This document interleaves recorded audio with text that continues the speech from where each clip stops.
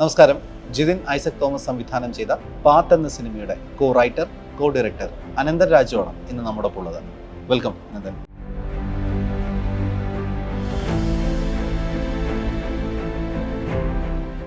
എന്നെപ്പോലെ ഒരാളെ സംബന്ധിച്ച് ഈ സിനിമ തരുന്ന എക്സ്പീരിയൻസ് ഇനി അതിന് മുമ്പോട്ടുള്ള സിനിമകൾക്ക് തരാൻ പറ്റുമെന്നുള്ളൊരു കാര്യം, ഇതുപോലത്തെ ഒരു സ്പേസ് എന്ന് വെച്ചാൽ ഇപ്പോൾ നമുക്ക് ഈ കൂടെ വർക്ക് ചെയ്യുന്നവർക്ക് തന്നെ അല്ല എന്താണ് അപ്പോൾ ഈ പാട്ട് ശരിക്കും ഉള്ളതാണോ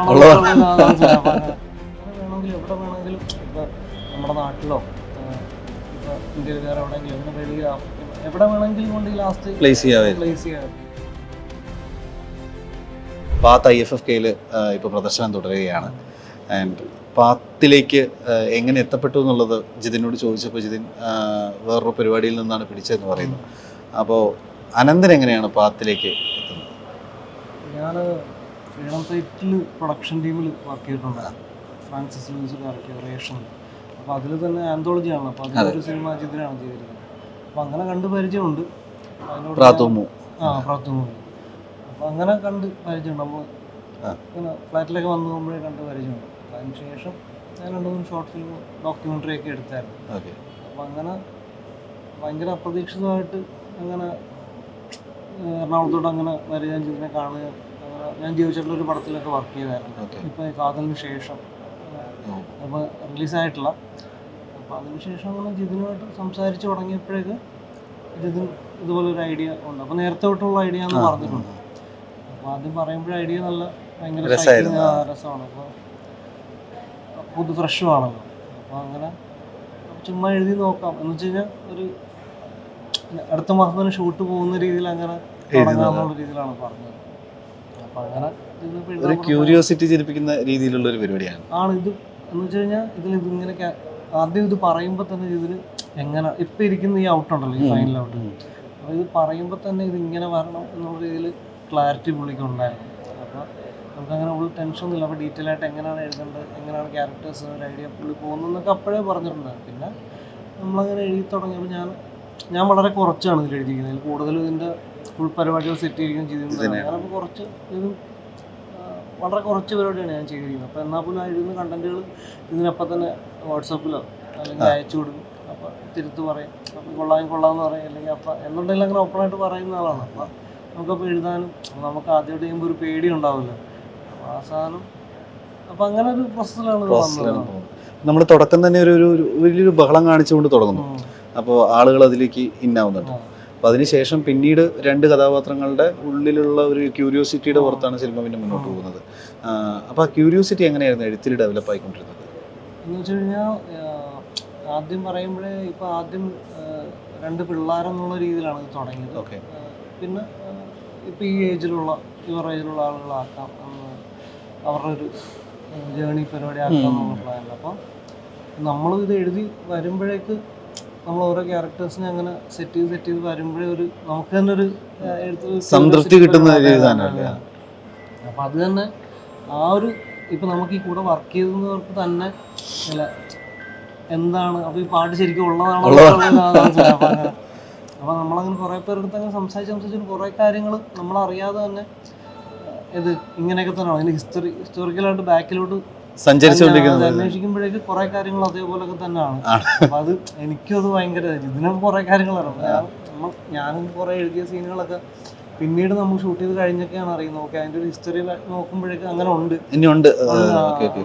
അപ്പൊ അങ്ങനെ ഒരു ബാക്ക്ഗ്രൗണ്ട് സ്റ്റഡി കൃത്യമായിട്ട് നടത്തിയിട്ടുണ്ടായിരുന്നു ഓരോ സമയത്തും എന്ന് വെച്ച് കഴിഞ്ഞാൽ കുറെയൊക്കെ നമ്മൾ സ്റ്റഡി ചെയ്തിട്ടുണ്ടായിരുന്നു. ഇപ്പോൾ ജിതിന് മ്യൂസിക് ഡയറക്ടർ ഇല്ലൻ, അമ്മു എൻ്റെ ഡയറക്ടറാണ് അമ്മ.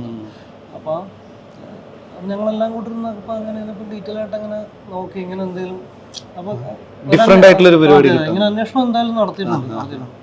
അപ്പോൾ ഈ അന്വേഷണത്തിന്റെ ഭാഗമായിട്ടാണ് സിനിമ മുന്നോട്ട് പോകുന്നത്. 2 പേരുടെ അന്വേഷണത്തിന്റെ ഭാഗമായിട്ടാണ് മുന്നോട്ട് പോകുന്നത്. അപ്പോൾ ഓരോരോ കഥാപാത്രങ്ങളിലേക്ക് ഇങ്ങനെ എത്തുന്നുണ്ടല്ലോ. ഇപ്പം ഈ കഥാപാത്രങ്ങളെ എങ്ങനെയാണ് കൃത്യമായിട്ട് മീൻസ് ചൂസ് ചെയ്യുന്നത്? കാരണം ഓരോരുത്തർക്കും ഓരോ സ്വഭാവമുണ്ട്. ചിലർക്ക് ഒന്നും അറിയില്ല, ചിലർക്ക് എല്ലാം അറിയാന്നുള്ള ഭാവമുണ്ട്. അപ്പോൾ ഉറപ്പിക്കാനും പറ്റുന്നില്ല. അങ്ങനെ അവര് തന്നെ എഴുതിയാണെന്ന് പറയുന്നു. അപ്പോൾ എങ്ങനെയാണ് ഇതെങ്ങനെയാണ് ഓരോ ക്യാരക്ടേഴ്സിനെ നമ്മൾ പിക്ക് ചെയ്യുക, കൃത്യമായിട്ട് ഈ സ്വഭാവമൊക്കെ കൊടുത്ത്?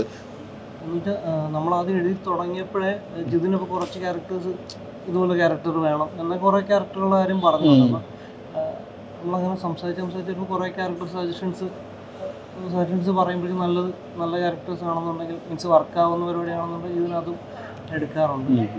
അപ്പം അങ്ങനെ ഇന്ന ക്യാരക്ടർ ഈ പോയിന്റിൽ വരണം, ഇതുപോലത്തെ ഒരു ക്യാരക്ടർ ഒന്ന് രസമായിരിക്കും എന്നൊക്കെ സംസാരിക്കുമല്ലോ. അപ്പം അങ്ങനെ വേറെയും എന്ന് വെച്ചാൽ ഒരുപാട് ക്യാരക്ടേഴ്സ് വേറെ എഴുതിയിട്ടുണ്ടായിരുന്നു. അപ്പം പിന്നെ ഒരു കുഞ്ഞു സിനിമ ആയതുകൊണ്ട് ഇത്ര മണിക്കൂറിൽ ഈ സമയം കൊണ്ട് നിർത്തണം എന്നുള്ളത് കൊണ്ടും കുറെ ഇനിയും മീൻസ് എത്ര വേണമെങ്കിലും വലുതാക്കാൻ പറ്റും, എങ്ങനെ വേണമെങ്കിലും ചെയ്യാൻ പറ്റുന്ന ഒരു കണ്ടന്റ് ആണല്ലോ. അതിൻ്റെ ഒരു ബേസ് കണ്ടന്റിന് ഇപ്പോൾ ഭയങ്കര അപ്രിസിയേഷൻ വരുന്നുണ്ട്. എന്ന് വെച്ച് കഴിഞ്ഞാൽ ഇതിൻ്റെ സോൾ എന്ന് പറയുന്ന ഇതിൻ്റെ ആ ഒരു ഐഡിയ ആണല്ലോ, അത് ഭയങ്കര യൂണിവേഴ്സൽ പരിപാടിയാണ്. നമ്മൾ സംസാരിച്ചുകൊണ്ടിരിക്കുന്ന സമയത്ത് യൂണിവേഴ്സൽ പരിപാടി എന്ന് പറയുന്നത് ഭയങ്കര പ്രധാനപ്പെട്ട ഒരു സംഗതിയാണ്. അപ്പോൾ ഒരു സിനിമ നമുക്കിപ്പം 2 പേരിൽ വേണമെങ്കിൽ ചുരുക്കാമായിരുന്നു. ഈ ഒരു സിനിമ ഒരു പാട്ട് വരുന്നു, അത് ഒരുപാട് പേരിലേക്ക് യാത്ര ചെയ്തു പോകുന്നു, പക്ഷേ 2 പേരുടെ ക്യൂരിയോസിറ്റിയിലേക്ക് മാത്രം ചുരുക്കായിരുന്നു. പക്ഷേ ക്ലൈമാക്സിൽ ഒരു പോർഷനിലേക്ക് എത്തുന്ന സമയത്താണ് അത് ഭയങ്കര യൂണിവേഴ്സൽ ആവുന്നത് ശരിക്കും പറഞ്ഞാൽ. അപ്പോൾ ആ പിക്ക് കൃത്യമായിരുന്നു, അല്ലെങ്കിൽ അതിലാണ് അവസാനിക്കേണ്ടത് എന്ന് എഴുതി കഴിഞ്ഞിട്ട് തോന്നിയിട്ടുണ്ടായിരുന്നു. അത് ഇനിയും ഇതിൽ ഇമ്പ്രൂവ് ചെയ്യാൻ അല്ലെങ്കിൽ മീൻസ് അങ്ങനെ എന്തെങ്കിലും തോന്നിയിട്ടുണ്ടോ?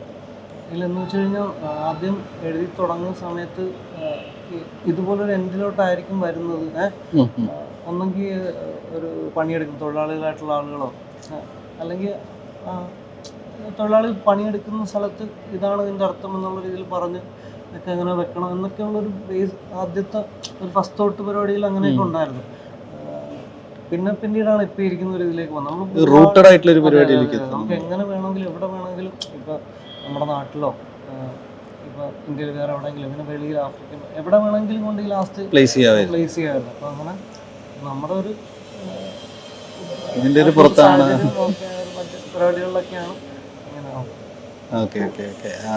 ഈ പിക്ക് ചെയ്ത കഥാപാത്രങ്ങളിൽ അനന്തൻ ഏറ്റവും ഫേവറേറ്റ് ആയിട്ടുള്ള ഏതെങ്കിലും ഒരു കഥാപാത്രം പറയാനുണ്ടോ? ഈ ക്യാരക്ടേഴ്സിനിടയിൽ ഇപ്പം ഒരുപാട് പേരുണ്ടല്ലോ. ഇപ്പോൾ ലൈബ്രറിയും വരുന്നുണ്ട്, പള്ളുരുത്തിക്കാരൻ ഒരാൾ വരുന്നുണ്ട്, ടീച്ചർ വരുന്നുണ്ട്, അങ്ങനെ കുറേ പേരുണ്ടല്ലോ, ഉസ്താദ് വരുന്നുണ്ട്. അപ്പോൾ ഇത്രയും പേരിനിടയിൽ അനന്തന് ഏറ്റവും കൂടുതൽ ഇഷ്ടപ്പെട്ട് എഴുതിയ അല്ലെങ്കിൽ ആ രീതിയിൽ സ്ക്രിപ്റ്റിലേക്ക് വന്ന കഥാപാത്രങ്ങൾ ഏതെങ്കിലും? എന്ന് വെച്ച് കഴിഞ്ഞാൽ ഇതിലൊരു വക്കീൽ വരുന്നുണ്ട്, അഡ്വക്കേറ്റിന്റെ ക്യാരക്ടർ, ചവിട്ട് നാടകം. അപ്പോൾ ഞാൻ LLB ആണ് പഠിച്ചത്. ഓക്കെ. അപ്പോൾ ഞാൻ കംപ്ലീറ്റ് ചെയ്തിട്ടില്ല, എനിക്ക് ലാസ്റ്റ് പേപ്പർ ഇനിയും ഉണ്ട്. അപ്പം ലാസ്റ്റ് സെം ആയപ്പോഴേക്കും ഞാനിപ്പോൾ 4 മാസത്തേക്ക് പ്രാക്ടീസ് ചെയ്യാൻ വേണ്ടി പോയത്. അപ്പോൾ ഞാൻ വക്കീൽ ഓഫീസിലാണ് പ്രാക്ടീസ് ചെയ്തത്. അപ്പോൾ ഒരു ക്യാരക്ടർ അങ്ങനെ ആക്കാൻ പറ്റും. അപ്പോൾ അവിടെ നിന്ന് അപ്പോൾ ഞാനിപ്പോൾ അതിൻ്റെ കുറേ കാര്യങ്ങളൊക്കെ പുള്ളിയുടെ ഒരു പരിപാടികൾ വെച്ചാണ് അങ്ങനെ സെറ്റ് ചെയ്തത്. അപ്പോൾ അതൊക്കെ എക്സ്പീരിയൻസ് ഗുണമായിട്ടുണ്ട്. അങ്ങനെ ഏതെങ്കിലും കഥാപാത്രങ്ങളെ കൃത്യമായിട്ട് അറിയോ, പിക്ക് ചെയ്തിട്ടുണ്ടോ? എങ്ങനെ എന്ന് വെച്ച് കഴിഞ്ഞാൽ ഇതിലുള്ള കഥാപാത്രങ്ങൾ നമുക്ക് ജിതിൻ ഏതൊക്കെ ക്യാരക്ടേഴ്സ് പിക്ക് ചെയ്തിട്ടുണ്ട്. പിന്നെ ബാക്കിയെല്ലാം നമ്മളിങ്ങനെ ഇതുപോലത്തെ ഒരാൾ വന്ന രസമില്ല. നമ്മൾ കണ്ടു പരിചയമുള്ള തന്നെ ആളുകൾ തന്നെ പല കൾച്ചർ ഇവർ എന്താ പറയുക പല തരത്തിലുള്ള ഡിഫറെൻ്റ് ആയിട്ടുള്ള ആളുകൾ വന്നാൽ രസമായിരിക്കും. അപ്പോൾ നമ്മളിങ്ങനെ ചർച്ച ചെയ്ത് ഇങ്ങനെ ഇന്ന പോലത്തെ ഒരാളുകൾ വന്നു. അപ്പോൾ എനിക്കിതിൽ എഴുതാൻ എന്ന് വെച്ചാൽ ഉണ്ടായിരുന്നെങ്കിലും എനിക്കിപ്പോഴും രസം തോന്നുന്നൊരു ക്യാരക്ടർ, ഒരു ബാൻഡ് മേളക്കാരുടെ ഒരു പഴയ ബാൻഡ് ടീമിൻ്റെ ഒരു ഇതുണ്ടായിരുന്നു. അപ്പോൾ അത് നമ്മുടെ ഈ ചുരുങ്ങിയ സമയങ്ങൾ എടുക്കുന്നുണ്ട്, അത് അവരെ പെട്ടെന്ന് കണ്ടെത്താനും അങ്ങനെ അവരുണ്ടെങ്കിൽ രസമായിരുന്നു എനിക്ക് തോന്നാറുണ്ട്. എല്ലാം ഒരു ക്യാരക്ടറിലാണല്ലോ നിൽക്കുന്നത്. ഇപ്പം ഈ പറയുന്ന കഥാപാത്രങ്ങളാണെങ്കിൽ ചിലപ്പോൾ ഒരു വലിയൊരു ആൾക്കൂട്ടം അല്ലെങ്കിൽ ബാൻഡ് സെറ്റ്, കൂടുതൽ കഥാപാത്രങ്ങൾക്ക് ഇതറിയാം. ശരി, മ്യൂസിക് വൈസ് നോക്കുമ്പോൾ. പിന്നെ നേരത്തെ ചോദിച്ച പോലെ മൈൻഡിൽ തട്ടുന്ന പരിപാടി എന്ന് വെച്ച് കഴിഞ്ഞാൽ ഈ ലാസ്റ്റത്തെ ക്ലൈമാക്സിലേക്ക് എത്തുമ്പോഴൊക്കെ ഉള്ള പോർഷൻസ് അത് ഭയങ്കര ടച്ചിങ് ആണ്. പിന്നെ എല്ലാ ക്യാരക്ടേഴ്സും അവരുടേതായിട്ടുള്ള രീതിയിൽ നല്ല എന്ന് വെച്ച് കഴിഞ്ഞാൽ ഇതിൻ്റെ ഒരു ജേണി പരിപാടി ഭയങ്കര രസം. എന്ന് വെച്ചാൽ എന്നെ സംബന്ധിച്ച് മീൻസ് എന്നെപ്പോലെ ഒരാളെ സംബന്ധിച്ച് ഈ സിനിമ തരുന്ന എക്സ്പീരിയൻസ് ഇനി അതിന് മുമ്പോട്ടുള്ള സിനിമകൾക്ക് തരാൻ പറ്റുമെന്നുള്ളൊരു കാര്യമാണ് ഇതുപോലത്തെ ഒരു സ്പേസ്. എന്ന് വെച്ച് കഴിഞ്ഞാൽ ഇതിൻ്റെ ഒരു ജേണി, ഇതിൻ്റെ കാസ്റ്റിംഗ് ഡയറക്ടർ പ്രതാപൻ കേസ് എന്ന് പറയുന്ന ആക്ടറാണ്. രേഖയിലൊക്കെ ഡ്രാമ പുള്ളിക്കാരനാണ് ഇതിൻ്റെ കാസ്റ്റിംഗ് ഡയറക്ടർ. അപ്പം ഇതിൻ്റെ ഓരോ കഥാപാത്രങ്ങളും നമ്മൾ അവിടെ പുള്ളി ചൂസ് ചെയ്ത് നമുക്ക് അയക്കും, ഇതിനെ നോക്കി സെലക്ട് ചെയ്യും. നമ്മളുടെ അവിടെ പോയി അവർക്ക് സ്ക്രിപ്റ്റ് നേരത്തെ അയച്ചിട്ടുണ്ടായിരിക്കും, എന്നാലും അവിടെ പ്രാക്ടീസ് ചെയ്ത് അങ്ങനെ ആ സ്പോട്ടിൽ ഇംപ്രവൈസ് ചെയ്ത് അങ്ങനെ പിന്നെ കാര്യങ്ങൾ അതേപോലെ നമ്മൾ പ്ലാൻ ചെയ്ത പോലെ നടന്നില്ല എന്നുണ്ടെങ്കിൽ അപ്പോൾ ഒരു ബാക്കപ്പ് പ്ലാൻ ചില ബാക്കപ്പ് പ്ലാനുകൾ പോലും ഉണ്ടായില്ല. ഇതിന് ആ സ്പോട്ടിൽ ചില സാധനങ്ങൾ ഇമ്പ്രൂവൈസ് ചെയ്ത് റെഡി ആവും, നമ്മൾ ഞെട്ടിപ്പോകാറുണ്ട്. അപ്പം നമുക്ക് വേണ്ട രീതിയിലുള്ള സ്പേസ് എനിക്ക് മാത്രമല്ല, എനിക്ക് തോന്നുന്നത് ഇതിൽ വർക്ക് ചെയ്തിട്ടുള്ള എല്ലാ ടെക്നീഷ്യൻസിനും മീൻസ് മൊത്തത്തിൽ വർക്ക് ചെയ്തിട്ടുള്ള ക്രൂവിനും മൊത്തം അവരുടെ സ്പേസ് ഈ പടത്തിൽ കിട്ടിയിട്ടുണ്ട്. ഐഡിയകൾ സജഷൻ പറയുന്നതും ഒക്കെ കേൾക്കാനും ഒക്കെ ഇതിന് ശ്രമിക്കാറുണ്ട്. ഓക്കെ, അപ്പം ഇതുപോലുള്ള യൂണിവേഴ്സൽ വിഷയങ്ങൾ കൈകാര്യം ചെയ്യുന്ന സമയത്ത് സ്ക്രിപ്റ്റിൽ കൃത്യമായിട്ടുള്ളൊരു കൈയടക്കം വേണമല്ലോ. അതില്ലെങ്കിൽ ചിലപ്പോൾ അത് ഒരു നൂലിന്മേൽ കളി പോലെയാണ്. കാരണം ചിലപ്പോൾ പാളിപ്പോയി എന്ന് പറഞ്ഞാൽ ചിലപ്പോൾ റോങ്ലി നമുക്ക് ക്രിറ്റിസൈഷൻസ് ഒരുപാട് വരുന്ന ഒരു സംഗതിയാണ്. ക്രിറ്റിസൈസ് ചെയ്യപ്പെടും എന്തായാലും. പക്ഷേ ഇത് ഇത്രയും വലിയൊരു യൂണിവേഴ്സൽ വിഷയം സംസാരിക്കുന്ന സമയത്ത് പാട്ടിനെ കൂടി ബ്ലെൻഡ് ചെയ്തുകൊണ്ട് അത് ചാലഞ്ചിങ് ആയിരുന്നു. എന്നെ സംബന്ധിച്ച് ചലഞ്ചിങ് തന്നെയായിരുന്നു. എന്ന് വെച്ച് കഴിഞ്ഞാൽ ഞാൻ ആദ്യമായിട്ടാണ് ഇതുപോലത്തെ ഒരു എൻ്റെ എന്ന് വെച്ച് കഴിഞ്ഞാൽ ഞാൻ ഇങ്ങനത്തെ ഒരു സിനിമ ഇനി ഭാവിയിൽ ചെയ്യുമെന്ന് എനിക്കറിയാം. എന്ന് വെച്ച് കഴിഞ്ഞാൽ എനിക്ക് ഇങ്ങനത്തെ ഒരു ഇതിനെ ചിന്തിച്ച പോലത്തെ ഐഡിയ എനിക്ക് വരുമെന്ന് എനിക്ക് സംശയമാണ്. അപ്പം ഇത് പറഞ്ഞപ്പോഴേക്ക് എഴുതാനായിട്ട് എഴുതി നോക്കാന്ന് പറയുമ്പോഴേക്കും ഓക്കെ നമുക്ക് എഴുതാനുള്ള സാധനമുണ്ട്, അതെന്തായാലും നോക്കാമല്ലോ. അപ്പം അങ്ങനെ തന്നെ ഹുക്ക് ചെയ്യുന്ന പരിപാടികൾ വളരെ കുറവായിരിക്കും. പിന്നെ ഇത് ഓരോരുത്തർ പാടുന്ന പാട്ടുകളും ഡിഫറെന്റ് ആണ്, എന്നാ സിമിലാരിറ്റിയും വേണം. അപ്പൊ വേർഡ്സ് വൈസ് ആണെന്നുണ്ടെങ്കിലും ചിലപ്പോൾ 1-2 വേർഡ്സ് അങ്ങോട്ടും മാറത്തുള്ളൂ. അപ്പൊ ചില സോങ്ങുകളൊക്കെ സ്പോട്ടിൽ സെറ്റ് ചെയ്യും. ചില ക്യാരക്ടേഴ്സിന്റെ ചെല്ലുമ്പോൾ നമ്മുടെ ഇതിനെ പറയും സോങ് സെറ്റ് ചെയ്യാൻ പറയും. അങ്ങനെ ഏതെങ്കിലും അനുഭവം ഉണ്ടോ? ഏതെങ്കിലും ക്യാരക്ടേഴ്സിനെ അങ്ങനെ സെറ്റ് ചെയ്തൊരു സംഗതി ഈ പറയുന്ന മറ്റേ ഒരു ഗോവിന്ദൻ ചെറുമ്പിലൊക്കെ ഉണ്ടെന്ന് പറയുന്ന അറബിയ, അത് ആ സ്പോട്ടിലിരുന്ന് സെറ്റ് ചെയ്തതാണ്. സെറ്റ് ചെയ്തതാണ് മീൻസ് നേരത്തെ ബാക്കപ്പ് പ്ലാനുകളായിട്ട് വേറെ നോക്കിയിട്ടുണ്ടായിരുന്നു, എന്നാലും ഇപ്പൊ ഇരിക്കുന്ന വർഷങ്ങളിലോട്ട് ആ സ്പോട്ടിൽ സെറ്റ് ചെയ്തതാണ്. 34 വേർഡ്സ് എന്തോ AI ജനറേറ്റ് ചെയ്തിട്ടാണല്ലോ പാട്ടുണ്ടാക്കിയിരിക്കുന്നത്. അപ്പം അതെങ്ങനെയാണ് ചൂസ് ചെയ്യുന്നത്? സിമിലാരിറ്റീസ് പരിപാടി എന്നുവെച്ചാൽ നമ്മുടെ ഈ പാട്ടിന്റെ കോർ മീനിങ് ആയിട്ട് വരുന്ന അർത്ഥം എന്താണെന്ന് നമ്മൾ തീരുമാനിച്ചതിന് ശേഷം നമ്മുടെ ഡയറക്ടർ അമൃത ഇറങ്ങും. എയോട് നമ്മളൊരു 34 ലാംഗ്വേജിൽ 34ഓളം ലാംഗ്വേജിൽ നമ്മുടെ ഈ കോർ ഐഡിയ ഈ കോർ ഐഡിയക്ക് പല ഭാഷകളിൽ പറയുന്ന അല്ലെങ്കിൽ അതുമായിട്ട് ചേർന്നിരിക്കുന്ന അർത്ഥം വരുന്ന രീതിയിലുള്ള വാക്കുകൾ ചൂസ് ചെയ്തൊരു ഉണ്ടാക്കി തരാൻ പറയാം. അപ്പം അങ്ങനെയാണ് ഇതുണ്ടാകുന്നത്. അതിന് ശേഷം നിലനത് ട്യൂൺ ചെയ്യുകയും അങ്ങനെയാണ് ഈ പാട്ട് ഉണ്ടായത്. മലയാളം ഒഴിവാക്കുകയും ചെയ്തു അല്ലേ? എന്ന് വെച്ച് കഴിഞ്ഞാൽ ഇതില് മലയാളവും ഉണ്ട്, ചില വാക്കുകൾ നോക്കി മലയാളം സംസ്കൃതം പോലുള്ള വാക്കുകളുണ്ടാവും. ഇനി അങ്ങോട്ടുള്ള ഒരു സിനിമാ ജേണി എങ്ങനെയായിരിക്കും എന്ന് വെച്ച് കഴിഞ്ഞാൽ ഇപ്പൊ കഴിഞ്ഞ മുമ്പത്തെ IDSFക്ക് ഞങ്ങൾ വർക്ക് ചെയ്ത ഡോക്യുമെൻ്ററി, ഞാനും എൻ്റെ ഫ്രണ്ടും കൂടെ ചെയ്ത ഡോക്യുമെൻ്ററി IDSFK ഉണ്ടായിരുന്നു. അപ്പോൾ നമ്മൾ ഈ IFFKയിലൊക്കെ ഞാൻ 2016 തുടർച്ചയായിട്ട് എല്ലാ വർഷവും ഡെലിഗേറ്റായിട്ട് വരുന്നതാണ്. അപ്പം ഇപ്പോൾ ഈ പാത്തിൽ നമ്മളിങ്ങനെ നമ്മുടെ സിനിമയായിട്ട് വരുമ്പോഴേക്ക് ശരിക്കും ഭയങ്കര എന്താ പറയുക, മുമ്പോട്ടുള്ള പോക്കിന് ഭയങ്കര ഫ്യൂവലാണിത്. അപ്പം ഇനി സിനിമകൾ ചെയ്യണമെന്ന് തന്നെയാണ് എഴുതിക്കൊണ്ടിരിക്കുന്നുണ്ട്. അപ്പം സിനിമകൾ ചെയ്യാന്നുള്ളത് തന്നെയാണ്. എനിക്കൊന്നും വേറെ ഒന്നും അറിയില്ല എന്ന് തോന്നുന്നു സീരിയസ്ലി.